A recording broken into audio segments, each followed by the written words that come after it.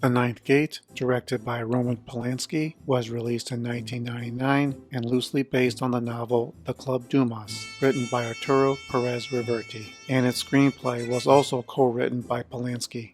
But not every scene, line of dialogue, or idea made it from print to film. In this video, we take a look at 10 differences between the film and the script.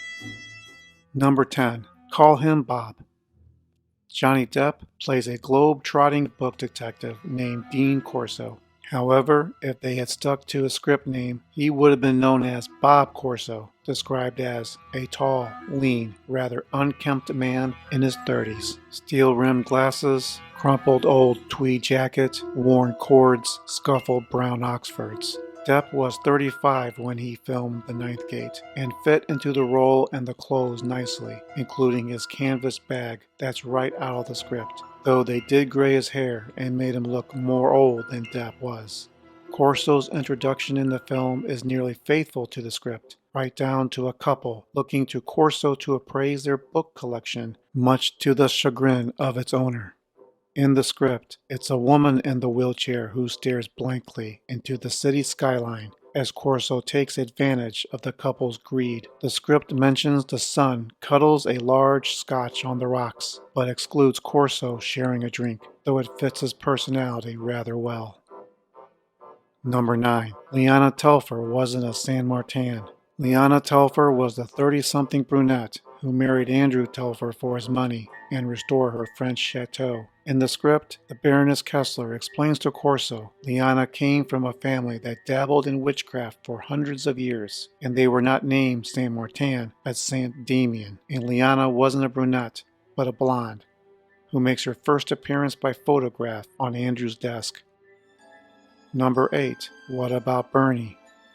Bernie ran his own bookstore and was both Corso's collaborator and competition. He may have been Corso's only trusted friend. The script names him Bernie Feldman, a name I quoted in my videos, but the film describes him once as Bernie Ornstein when Corso talks to Balkan from the phone booth after discovering his body. Did the script leave any clues who may have murdered him? It writes a very simple description, reading, Bernie has been lashed upside down to the handrail of the spiral staircase. His mouth and eyes are open, and his battered face is streaked with blood. His battered face may be the only insight that was overlooked in the film. Could it mean the perpetrator tried to beat out the whereabouts of the book from him? Was it punishment for touching the book without the permission of its owner? Or did the fact his face was attacked a subtle clue who was responsible?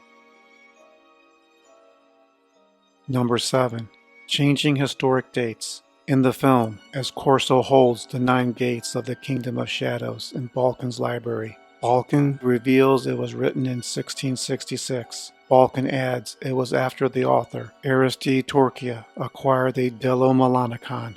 Baroness Kesslers later in the film tells Corso Torquia was killed a year later in 1667 and substantiates Balkan's story that Torquia's book was adapted from the work of Lucifer. The script uses different dates for Aristide Torquia, but retaining other facts. Torquia wrote the book in 1623 rather than 1666 and executed that same year. Likely it was changed to 1666 to give homage to the biblical number of 666, the number of the beast.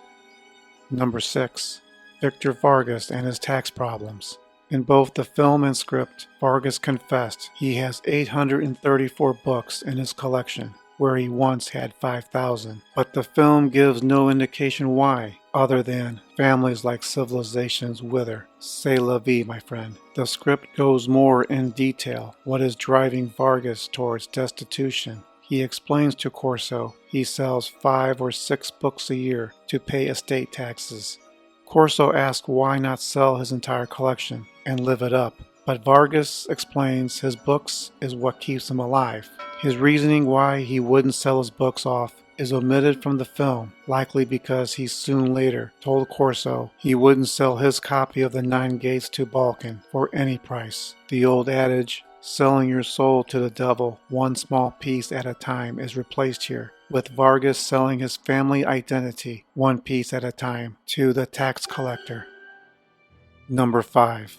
Boris Balkan meets Corso in a cafe. After meeting Corso in his tower, the film keeps Boris Balkan's whereabouts a mystery before he crashes Lyanna's party at her chateau. He's more of an unseen spirit looking over Corso's shoulder and speaks in voices only Corso hears by telephone. The phone becomes a repeated go-between for Corso and Balkan. It is by phone that Balkan suggests that Corso try harder to inspect the Kessler copy. This is where Corso gets the inspiration to make photocopies of the engravings and entices Kessler with them and their differences. But the script had another, more provocative approach. After Corso's unsuccessful first visit with the Baroness, Corso meets Balkan in a French cafe. Corso tells Balkan about the deaths surrounding the book, and Balkan almost finds amusement in it before giving Corso leverage to help convince Baroness Kesslers to change her mind. Balkan gives Corso a photograph in the cafe that may encourage Kessler to be more inviting to Corso's investigation. Number 4. Baroness Kesslers' problematic past.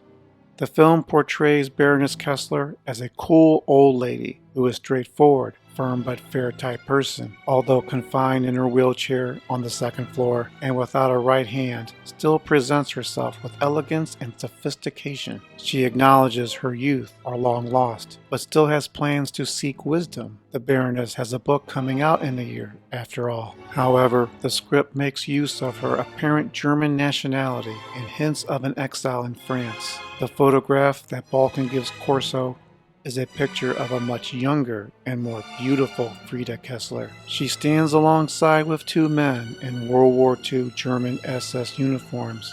One of them is Heinrich Himmler. The Baroness is not too pleased and shreds the photograph, letting Corso have a look inside her copy of the book. Number 3.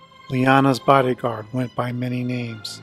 Lyanna Telfer is almost never without her bodyguard nearby. In the film, he speaks a couple lines of dialogue. Not given a name, is described as a black man with cropped platinum blonde hair, and only once. The script has Lyanna call him Bruno. Otherwise, it describes him as simply Mustache over 50 times, while also calling him the tall man twice. When Corso goes to Gruber, asking his help to track down Lyanna Telfer, he describes Bruno as a big man with a Clark Gable mustache. That may be the only attribute that carried over from script to film. Number 2. When Corso last meets Balkan. While key elements of the final confrontation between Corso and Balkan were true to the script, specifically Corso tracking down Balkan to the tower and seeing Balkan fail at his ritual with no help setting himself on fire, there were differences that changed not only the tone, but the motivations and personalities of both the hero and the villain. First, there is Balkan, who confesses his belief that the devil does not physically appear and manifest itself as a separate being. Balkan believed, and this is from the script, Lucifer is a spirit of pure evil who works through his servants, and Balkan was proud to be one of them. The ritual is described to be more elaborate, that required 9 different and separate trinkets to be associated with each of the engravings. Balkan also cryptically confesses to the murders when he said, "I was compelled to do my own dirty work." Next, there is Corso. In the film he wants to see the riddles of the 3 books play out, if not have the engravings to himself. The script, however, revealed that Corso wanted his money before they take Balkan away for the murders. The film portrays Balkan as sort of generous, telling Corso a check paying his inflated fees is waiting for him in New York. But in the script, Balkan refused to pay because of Corso's bungling, which forced him to do that dirty work. How does Corso take the news? He doubles down, demanding Balkan writes him a check. Finally, the film shows Corso in an act of mercy by putting Balkan out of his fiery misery. The script has Corso putting the gun on the floor and kicking it through the burning ring of fire, telling Balkan, "Here you go, idiot." Before we get to number 1, like, share, or subscribe if you enjoy this content and like to see more like it. Number 1. What happened to the Sinisa brothers? Trying to find the ninth engraving, Corso returns to Toledo, Spain and the Sinisa brothers. When he arrives, Corso sees the place emptied. The twin bookstore owners are replaced with twin furniture movers. While Corso asks what happened, the film gives no answers other than a shrug. But the script does answer, and it's mind-blowing. One of the two movers explained to Corso that the Sinisa brothers are dead and have been a long time. Was Corso talking to ghosts? Did he walk into a supernatural world and didn't know it? Many clues are there, including hearing a boy's voice in each of Corso's 2 visits to the shop. The Sinisa twins played by the same single actor. The Spanish movers also played by the same single actor. The same single actor played both pair of twins. It becomes difficult to see what is true and what is fake, and is something the Sinisa brothers excelled at. One last piece of trivia. Sinisa in Spanish means ash. The twin brothers went ashes to ashes and dust to dust. Let me know in the comments below. Is there anything in the script left out of the movie that you would have liked to see? This is Mr. G of Synergy saying, want to hide something no one will find? Don't put it behind a refrigerator when you can leave it on top of a bookshelf. Check out other videos on my channel. Thanks for watching.